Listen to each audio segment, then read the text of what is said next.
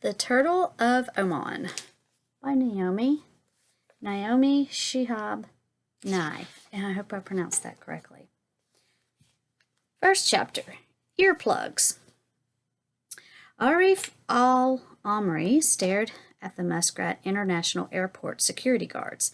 They looked very serious in their brown uniforms, checking tickets, waving travelers forward. He was standing with his parents. His dad hadn't stepped into the security line yet. Arif, I think it's Arif. I'm going to have to remember to say Arif wished he had planned to give his dad a tiny turtle to carry in his pocket. A turtle might hide his head and pretend to be a stone when the plane took off, then stick his head out of the shell again when the plane was flying. His dad could feed him a piece of lettuce from his sandwich. The airport lobby swirled with people wearing bright scarves, hats, and turbans. They pushed baggage carts and dragged trunks and suitcases behind them. Who were they? Where were they going, and why? Some people seemed anxious or worried, clumping together with family members, trying to keep track of belongings. Others looked bouncy and chatty. Arif's own mom, standing next to him, attempted to answer her phone in the middle of all that noise. She resembled a tourist from Bahrain. "Dad," he said, "look how big their suitcases are, even bigger than yours." Arif's father shook his head. People want to take everything with them, so loaded down. Arif's father had checked a large blue suitcase. He'd been urging Arif to get rid of extra possessions for weeks now, so Arif wouldn't try to pack too much. But Arif didn't like letting go of his things. It was hard to decide. A baby shrieked. Arif shook his head. His mom covered her ear.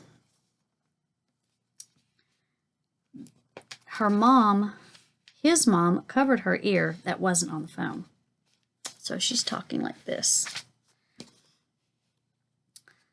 "See you soon. Take care of your mom and Sidi and Mishmish," said his dad, rumpling Arif's thick hair. "Don't forget to keep speaking English so you'll be all warmed up. I'm glad you didn't get a haircut. Good choice." Arif smiled. He didn't even like letting go of his hair. Speaking English was easy, though. Everyone spoke it at his American International School, and he'd spoken it since he started talking, along with Arabic. It felt natural to speak both. His mom was an English professor at the university, so his family spoke more English than most people. His dad taught biology, so they liked talking about science, too. They'd all spoken mostly English at home since his parents had decided to go to the United States. These days, they mostly talked to other people in Arabic, their neighbors and Sidi, people in restaurants and stores. And they dreamed in Arabic, too. Arif's dad was wearing a crisp yellow and white checkered shirt and a dark blue jacket with bulging pockets. "What's in your pockets?" Arif asked, patting one. "They're huge." "Well, my passport, I hope," his dad said, "and my ticket and boarding passes and gum and mints and bunny and earplugs and my telephone." "Earplugs?" asked Arif. "Well, sometimes people talk too much," his dad said, "or I might be sitting next to that baby. What if he gets the hiccups after crying so hard? If the person next to me is old enough to speak, we'll visit a bit before everybody starts to snore. Also, jet engines make a loud roar. I'll need some good sleep before starting my new life. Ask Mom to get you earplugs, too." Arif's mom handed his dad her telephone. "Masalima shukran yallah, alif shukran ikthar ya ami." I'm sure I completely annihilated that, and I apologize. He said loudly over the din. Then he handed the phone back. "We're not saying goodbye to each other," he said, pointing to Arif and himself. "We're just saying, see you in a week." If anyone else calls, I'm not answering, said Arif's mom. Sitting next to that baby would be extremely bad, said Arif. His dad leaned over and whispered in Arabic, Do you know that someone tried to smuggle a parrot onto a plane last week? Why? His dad shrugged. It's a mystery. Then he glanced at his watch. It would be strange to be arrested because of a parrot. Well, I won't have to look far at all to be learning something every moment. He smiled at Arif and Arif's mom. By the time you arrive, I'll have a long list of discoveries. I believe you, Dad, said Arif, standing on one foot like a pelican or a stork. For sure, you always win. Discovering something new every day was an Al-Amri family motto.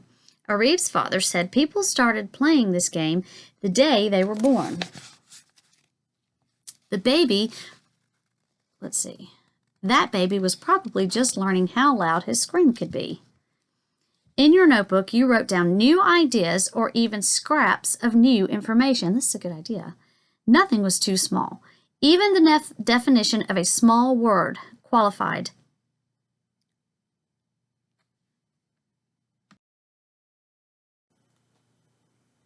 Magnanimous, very, very generous.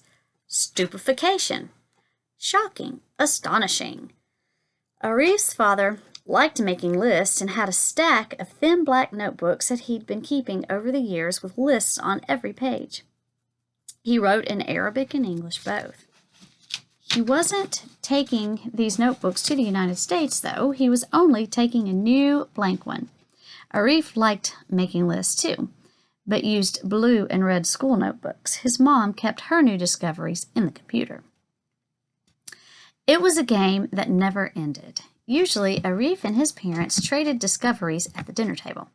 Last night, his dad had said, I learned my flight from Muscat to Ann Arbor will take approximately 15 hours and 9 minutes, not counting the time on the ground, changing planes. Ooh.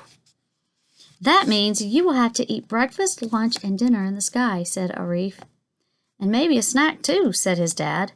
Even Sidi, Arif's grandfather, played the game, but without writing things down. Sometimes Arif copied what he said.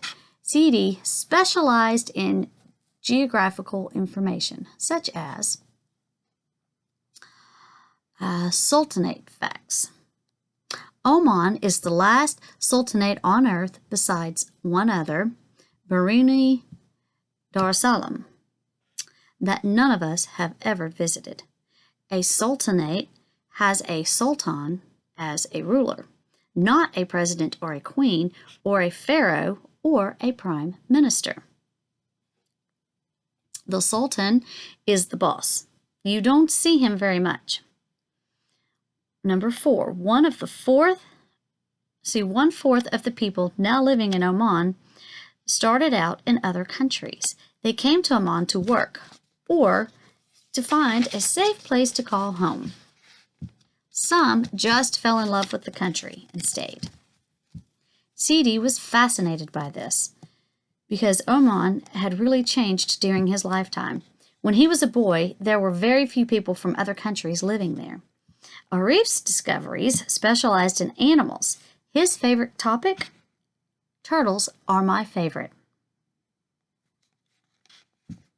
Number 1, green sea turtles can stay underwater for as long as 5 hours without coming up to the surface once. Number 2, their heartbeats slow down dramatically. Sometimes green sea turtles have 9 minutes between heartbeats. Interesting. You think they are dead, but they are only floating. Number 3, a leatherback turtle can be 6.5 feet long. When Arif had made this discovery, he wondered how scary it would be for a diver swimming in the ocean if a 6-foot turtle, big as a man, swam up to him. Ooh! You would either want to jump out of the water or ride the turtle. I would not want to ride it. No, no, no. Arif had drawn a picture of a giant turtle and a regular-sized man in his notebook. That's funny. Okay, number 4. Did you know a turtle's shell is called a carapace. Carapace. Carapace. Carapace? Number 5. Land turtles have backbones under their shells. Sea turtles do not. Oh, I have to remember that. A crackly voice boomed from the speakers. All passengers for Dubai, please report immediately to gate 14. Flight 36 to Dubai will be boarding momentarily. This was not his father's plane. Arif liked the word Dubai. Goodbye, Dubai, goodbye, Dubai. He spun in a circle and skidded. Then he ran a little ways and slid across the shiny airport floor. That's fun. As if he were on the snow slopes at Ski Dubai, the indoor ski palace where they had traveled when he was 5. Careful, Arif, called his mom. Don't bump into people. Ski Dubai was the only time Arif had ever seen snow. Fake snow. Slick white bumps built into tubes and slopes under sparkling electric stars. Outside, it was 100 degrees, but inside, people were skiing. It seemed very weird. Michigan would be full of snow during the winters. It's time for me to go, Arif's father finally said. He was flying to Kuwait, Frankfurt, New York, then Ann Arbor, Michigan.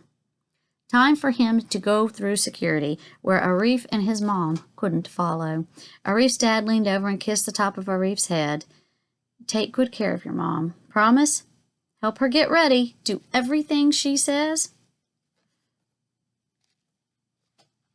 But what if she said something silly? Maybe, said Arif. His dad punched him lightly. Then he hugged him hard. See you in a week on the other side of the world. It seemed impossible. Arif had planned to drop a stone into his dad's pocket, but now slipped it into his father's hand instead. He wanted his dad to see how unusual it was. It's for good luck, said Arif. Look, it's a little pink on the inside, and if you hold it in the sun, it glitters. Arif's father turned the stone over and smiled. You are just like your grandpa, he said. I will hold it up to the window when the sun rises over the ocean. I will keep it in my pocket always when I arrive in the United States. I will say, my son gave it to me, and you are coming soon. End of the first chapter.